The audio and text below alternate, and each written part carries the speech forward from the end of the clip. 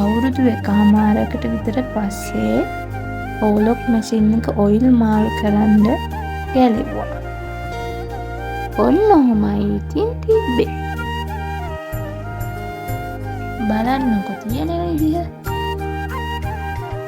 ඉතින් අපි දන්න විදිහට පොඩි සර්විස් එකක් කරා.